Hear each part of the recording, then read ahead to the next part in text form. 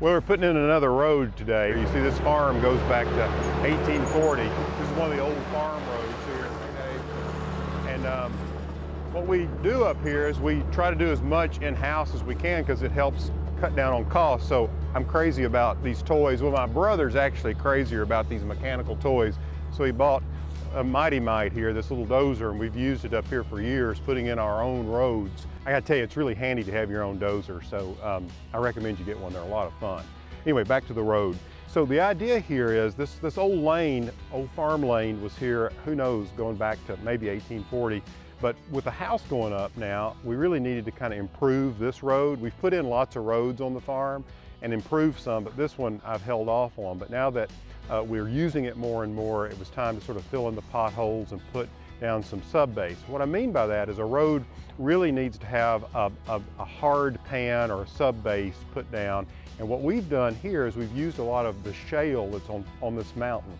So shale is a form of rock, and we just take it, we have a shale pit, we dig the shale out of the pit, and we use it as the base for these roads. We'll put about 6 to 8 inches of it down and then roll it in, and then we'll cover it with a nice creek gravel, a brown gravel rock that I really like that blends into the landscape out here. You know, it's all about how it looks, as far as I'm concerned, being a designer, but it's got a function too. So we're always looking for ways to keep costs down, and so doing our own roads really helps us do that. And there's three brothers up here that work on the farm from time to time with us, and they've got a history of putting in roads and things like that. So between my brother and the Morris brothers, we got it covered. Now what David Morris is doing today is he's grading this off and slicking it down and filling in all the holes.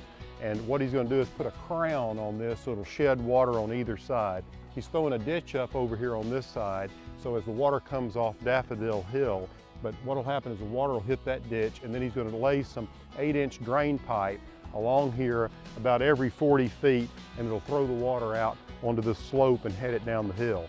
Now, once he gets the crown in here, he'll come back with that 6 to 8 inch layer of shale, and then he'll press that in, go back and forth with the dozer over it, and then they'll put the finished gravel on top of that.